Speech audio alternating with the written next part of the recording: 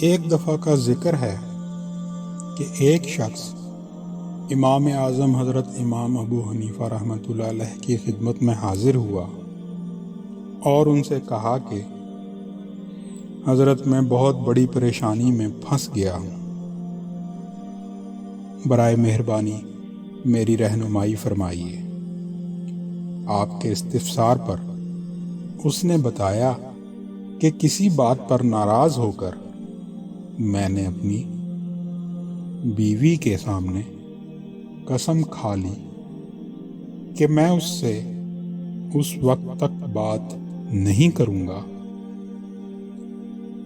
جب تک کہ وہ مجھ سے بات نہ کرے، اور اس کے جواب میں میری بیوی نے بھی قسم کھا لی کہ اگر وہ مجھ سے پہلے مجھ سے بات کرے تو اس کا سارا مال صدقہ ہوگا۔ اب ہم دونوں بہت پریشان ہیں۔ اگر میں اس سے بات کرتا ہوں تو میری قسم ٹوٹتی ہے، جو کہ گناہ عظیم ہے، اور اگر میری بیوی مجھ سے بات کرتی ہے تو پھر اس کی قسم کے اعتبار سے اسے اپنا سارا مال صدقے کے طور پر دینا پڑے گا۔ اب آپ ہی کچھ فرمائیے کہ ہم کیا کریں؟ حضرت امام ابو حنیفہ رحمۃ اللہ علیہ نے اس شخص سے پوچھا کہ کیا تم نے کسی اور سے بھی یہ مسئلہ دریافت کیا ہے؟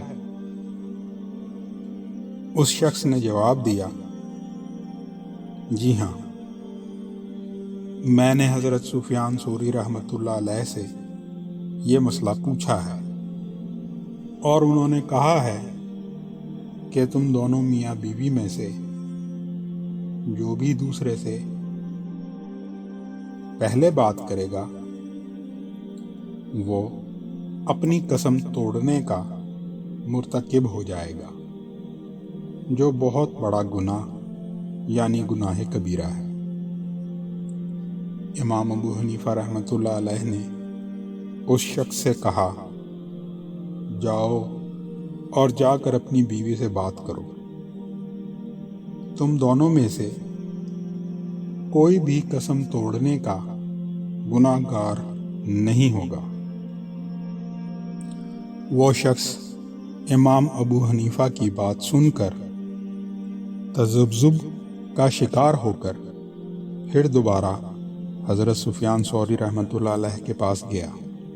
اس شخص کی حضرت سفیان ثوری رحمۃ اللہ علیہ سے کچھ رشتہ داری بھی تھی۔ اس نے حضرت امام ابو حنیفہ کا جواب حضرت سفیان ثوری سے بیان کیا۔ اس پر وہ جھنجلا کر حضرت ابو حنیفہ کے پاس آئے اور انہوں نے امام ابو حنیفہ سے غصے میں فرمایا، کیا تم ان دونوں میاں بیوی سے حرام کام کرواؤ گے؟ آپ نے کہا، کیوں اے ابو عبداللہ، کیا بات ہے؟ اور پھر آپ نے اس سوال کرنے والے سے کہا کہ اپنا سوال ابو عبداللہ یعنی حضرت سفیان ثوری کے سامنے دہرا دو۔ چنانچہ اس نے اپنا سوال دہرایا اور حضرت امام ابو حنیفہ نے اپنا فتویٰ دہرایا۔ حضرت سفیان ثوری نے پوچھا، تم نے یہ بات کس دلیل سے کہی ہے؟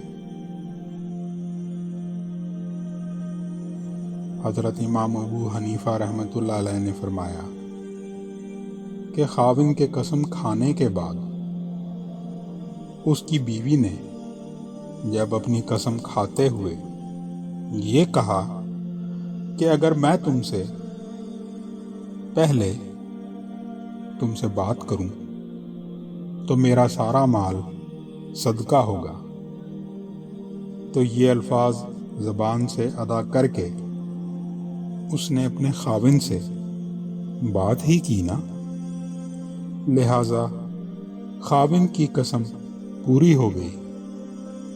اب وہ جا کر بیوی سے بات کر لے تاکہ اس کی قسم بھی پوری ہو جائے، اور یوں دونوں میں سے کوئی بھی گناہ گار نہیں ہوگا۔